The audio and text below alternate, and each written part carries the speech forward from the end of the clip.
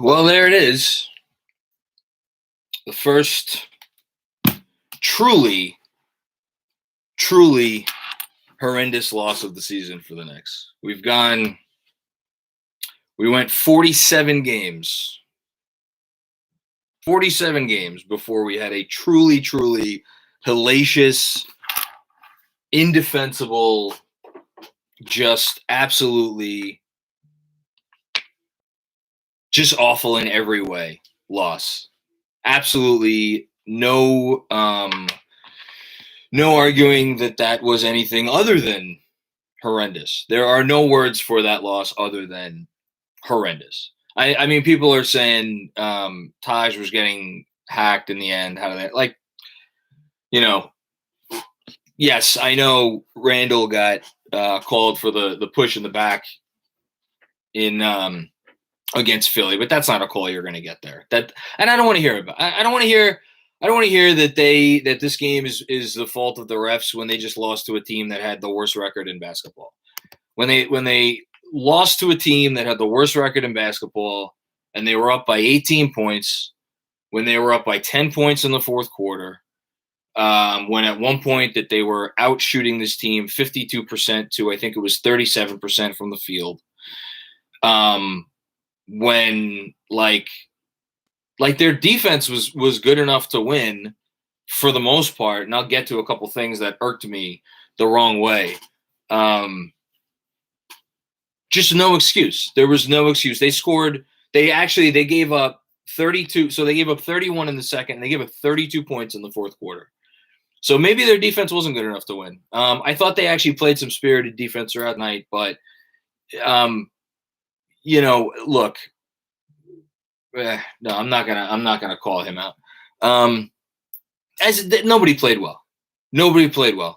I know Randall ended up with whatever he ended up with, 26 points, 6 assists, 12 rebounds, 4 turnovers, 20 shots. Like, yeah, the stat line's good for Randall. He hit 2 huge isolation shots down the stretch there, and then he missed his next 3 isolation shots after that. So Randall doesn't get a pass from me. RJ, again, the stat line for RJ wasn't bad. 8 for 17, 23 points, 2 assists to 4 turnovers. I mean, obviously no turnover bigger than the end, although it didn't end up hurting them. I didn't think RJ played well. And I didn't think RJ played well. In particular, I thought, those couple of times Anthony Edwards got to the basket towards the end there, I thought, and RJ played spectacular defense all game long. But I didn't love his defense there. And there's not much you could do about it because with Towns on the floor, your center has to honor that. So I didn't think Randall played particularly well. I didn't think RJ played particularly well. Bullock was 4 of 6 from the field, but kind of a minimal impact. Taj was great, arguably the best player of the game. I mean, look, I know everybody wants me to talk about Peyton, right? Everybody wants me to talk about Peyton. Everybody wants me to shit on Peyton. What do you want me to say? He's not a starting NBA point guard. He is barely an NBA rotation player. He's the only true point guard that Tibbs has.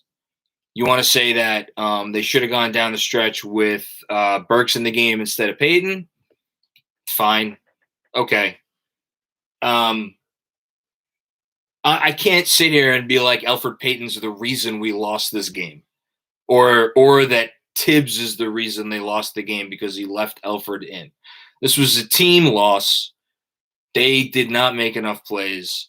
I did not think that they kept their composure down the stretch, especially on offense. I did actually. The one thing I'll give Tibbs special blame for is I thought the last play, I don't know if it was meant to go to RJ, but I did not like that.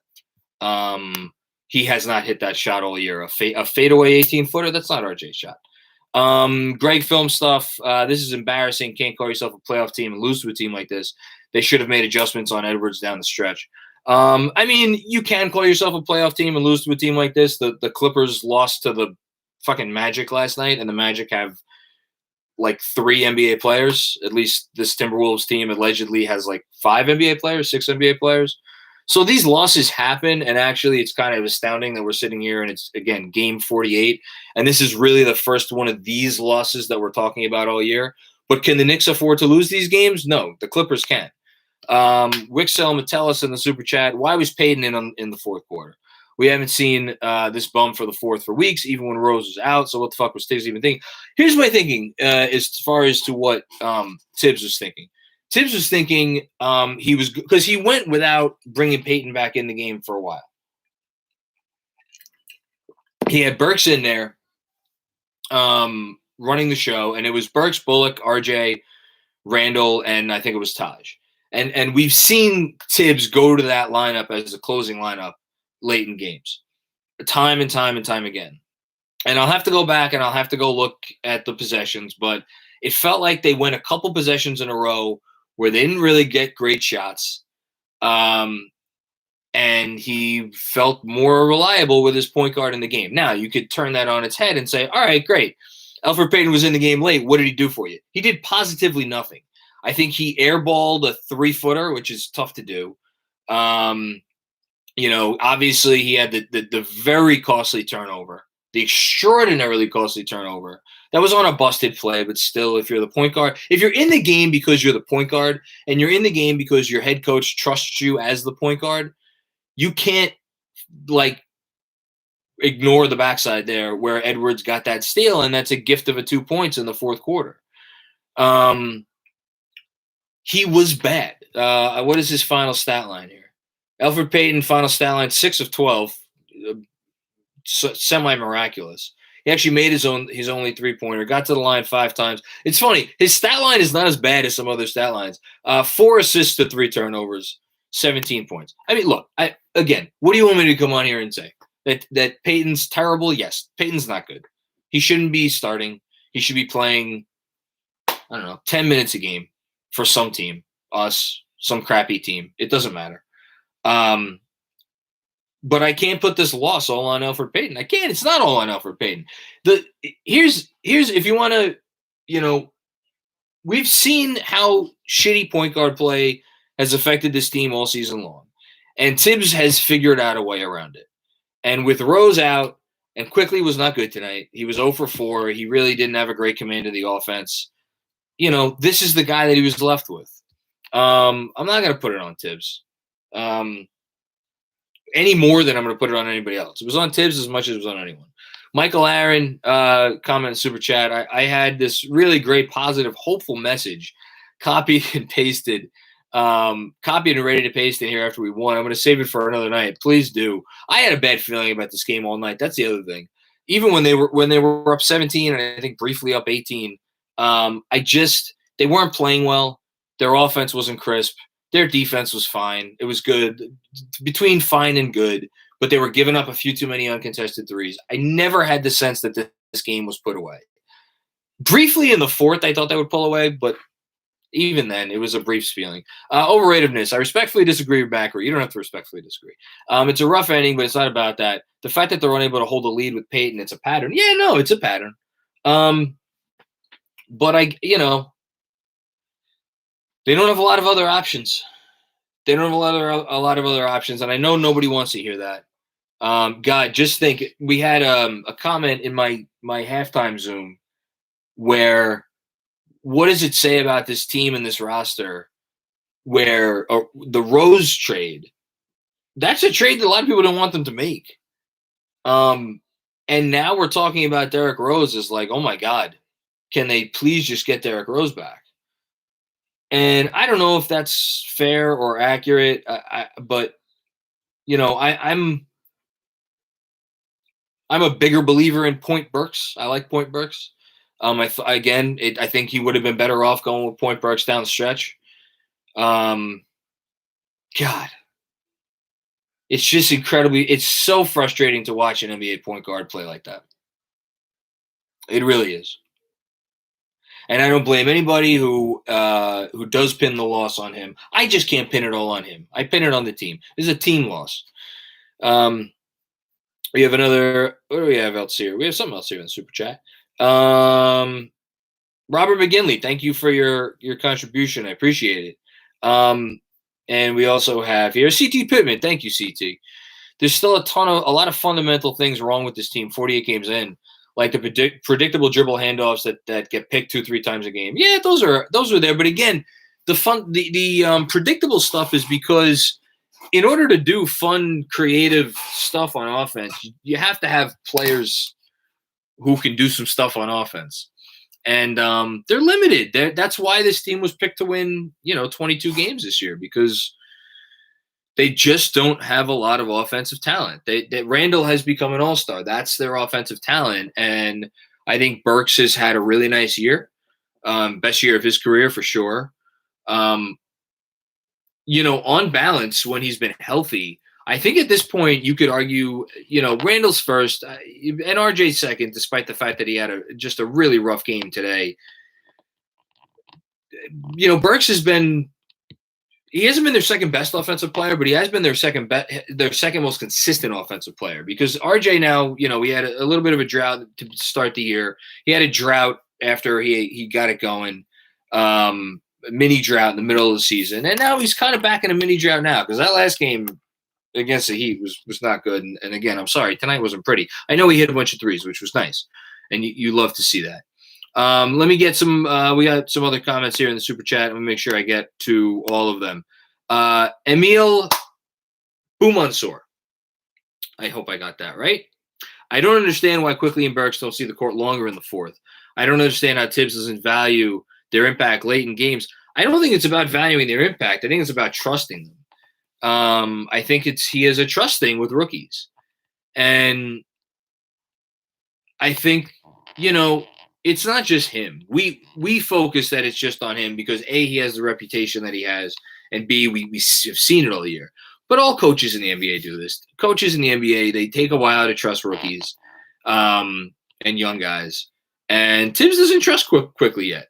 It's pretty obvious. Should he trust him more? We might be getting to that point.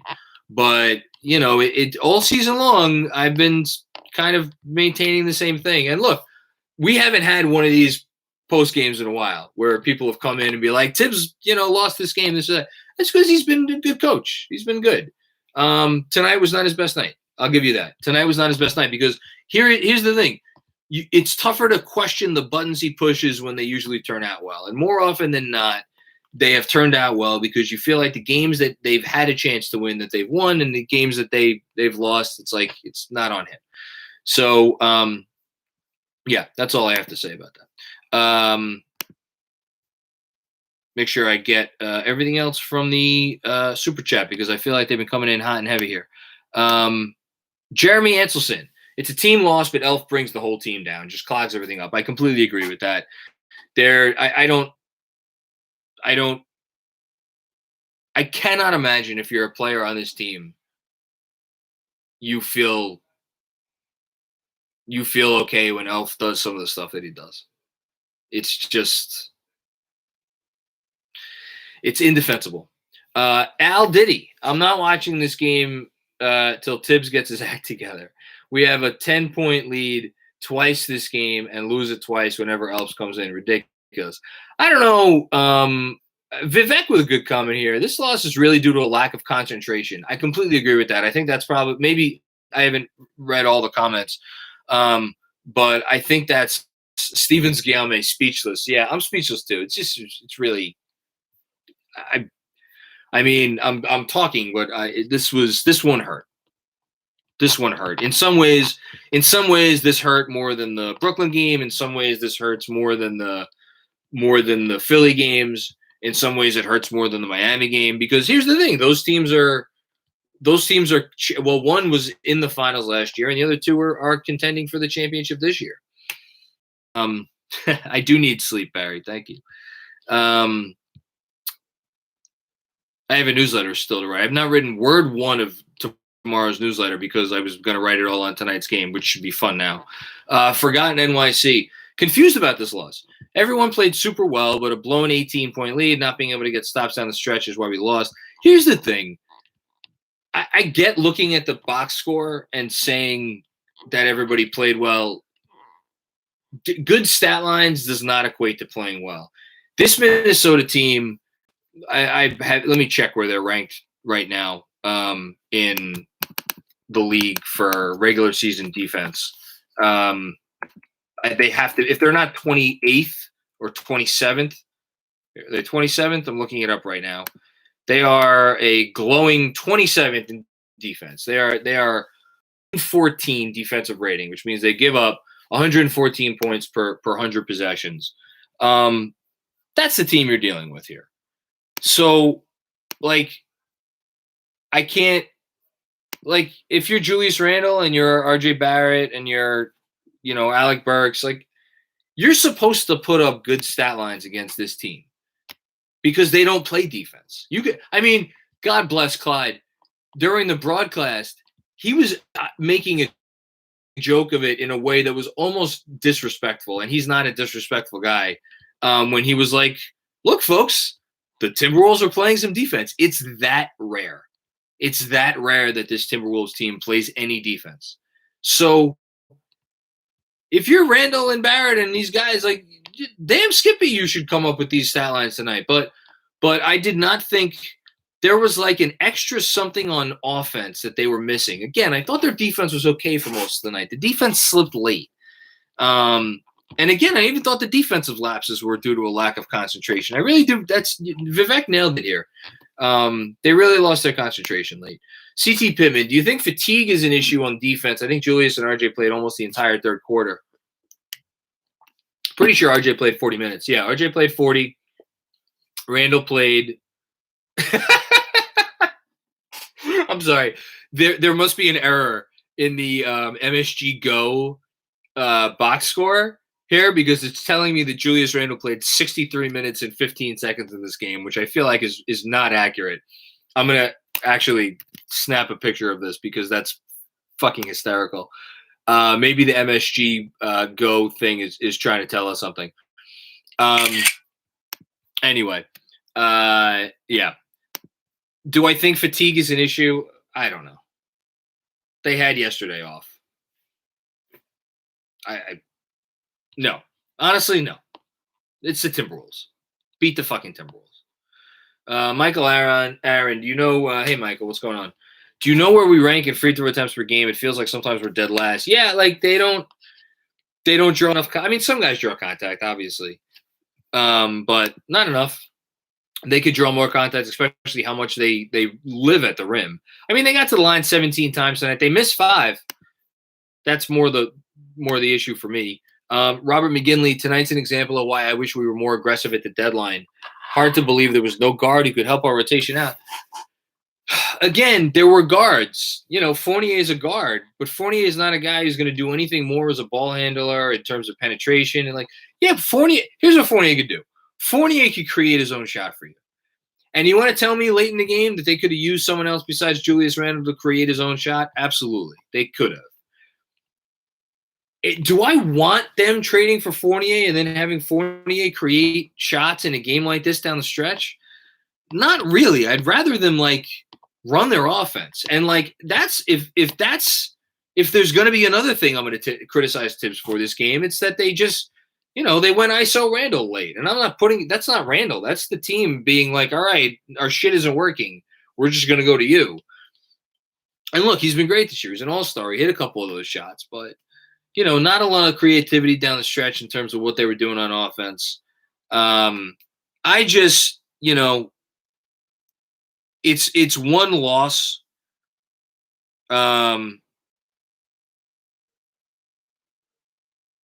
What is this? Is Bobby Marks tweeting about the Knicks?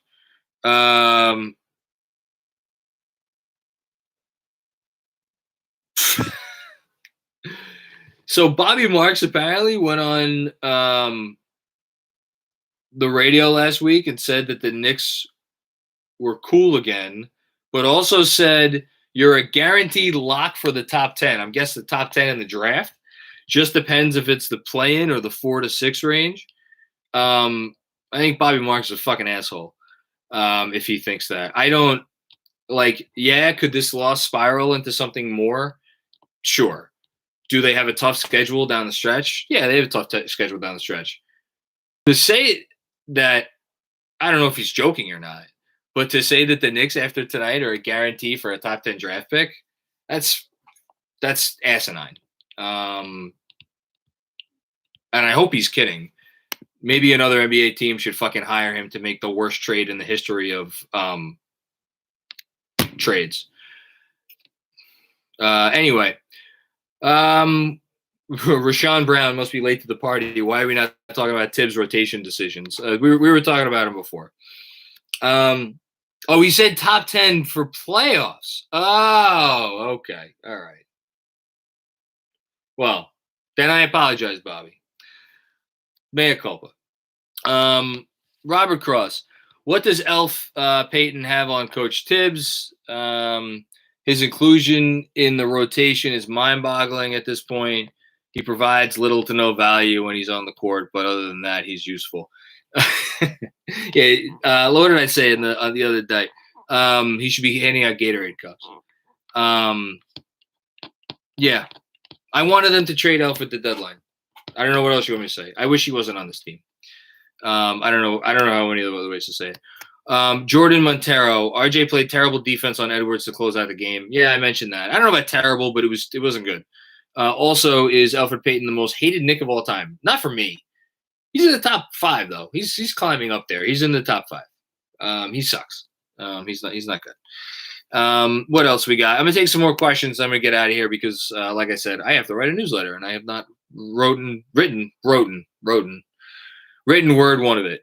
Aaron Aflalo. Aaron Aflalo is not my most hated Knick of all time. Zolo J. Let's release Elf and sign him on Shumpert, J.R. Smith, and Tyson Chandler. I'm all for it. They're not going to release Elf. They're going to keep trotting out Elf out there, and they're going to, they're going to live and die with it. They're going to live and die with it. It sucks, but that's what they're going to do. Nick Petroselli. What's up, Mac? What's going on, Nick?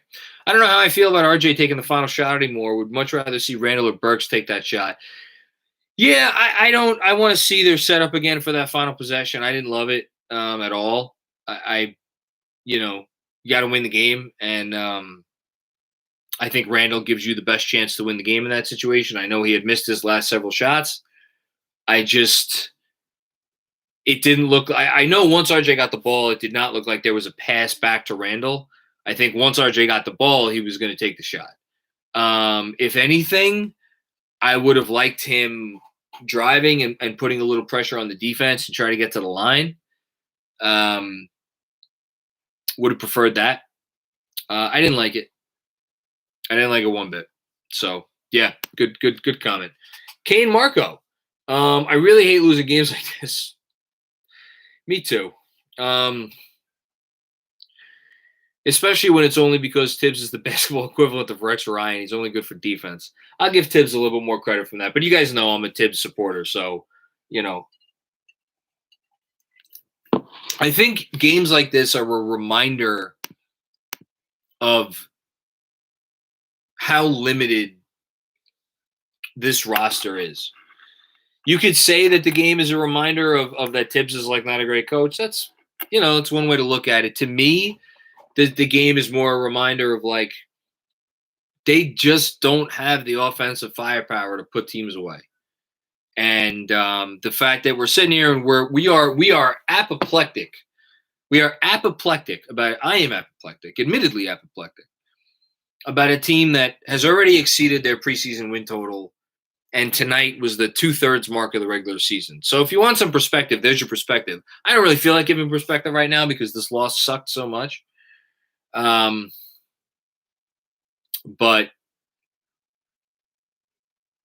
yeah, they're a limited team. They have limited talent.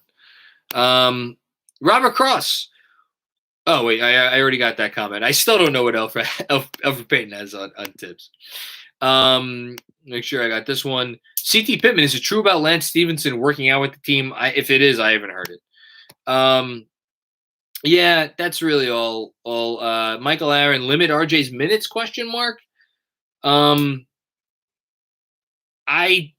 I mean, he played 40 minutes, so I think he should play less minutes. I don't know. He's your foundation. I don't think he's been lacking for energy. I think they're better with him on the court, despite the fact that he didn't have his best game tonight. So that's what I would say. What else we got here? Take a couple more. Amber Charles 17. Guys normally improve their shots when they get to the pros because they have all the time in the world to work on it. Elf hasn't got a lick better on his J. You're damn right about that. You can't play him in today's NBA on a winning team. I think you could play him in the right lineups for like 10, 15 minutes a game. I think he's a 10-minute player. He could do some stuff. Like, again, he could get to the rim. But he's so bad when he gets. It's such a shame. He really doesn't do anything very well, does he? He really doesn't do anything very well. Oh God, it's criminal that he's our starting point guard. Michael Aaron. No, I was questioning someone in the chat. They were saying. Okay, got it. Yeah, no, I don't want to limit it. RJ's minutes either. He can miss free throws. He can miss free throws. Dallas won again tonight. Fantastic. I'm done rooting for Dallas losses. They're rolling and they're going to be good for the rest of the season. God, this loss was just. I don't know how many more of these losses I could take this year. This was not good. This is not what you want. Bad eyesight. The Wolves came out in the zone after the timeout once they saw that Elf was still in the game. Just put Burks or Emmanuel quickly in for spacing. Yeah. It didn't pay off. It was the wrong move. My only point is that I can't say that that's the only reason they lost the game. I thought it was a team loss, but you want to say most of it was on Elf, most of it was on Tibbs. I'm not going to begrudge you there. I'm going to take one more. Jonas Plout, thoughts about looking at Marcus Smart in the offseason. I know he can't shoot, but he would lead us. Yeah, I got some pushback from some people on the fact that I wanted to trade for Smart at the deadline. The shot is bad. Like I think Marcus Smart would frustrate the hell out of a lot of Knicks fans because he's the ultimate irrational confidence guy. He just will put up shots but he's better than Elf. I mean, he's a lot better than Elf. But yeah, I wouldn't mind that trade. I don't know what I'm giving up. I don't think I'd give up a first-round pick. I wouldn't give up a first-round pick for Marcus Smart, but I'd trade for his expiring contract. I'd give up something for his expiring contract. That's for sure. All right, I'm gonna get out of here. I don't want to talk about this game anymore. I really don't. This was so fucking frustrating to lose this game. Because we had won these games this year. And that's part of what has made this team so much fun, is we have won these games, even if they were ugly. We've won these games, and they did not win this game tonight. And I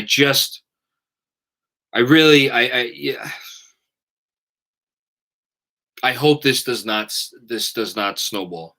And they obviously got a Dallas team coming in, playing. I mean, that Dallas team's playing really well. Lose that game. It's a 3-game losing streak. I hope they win it. It's a big game. Would have been a lot less big if they hadn't blown this, but they did. I should read what Andrew writes in the chat. Thanks for tuning in tonight, guys. In honor of opening day, let's go Mets and no one else. Alfred Payton. Also, Alfred Payton is Edwin Diaz. Yes, he is. I know who Edwin Diaz is. All right. I'll see you later, guys. I'll see you on Friday. Have a good rest of your week.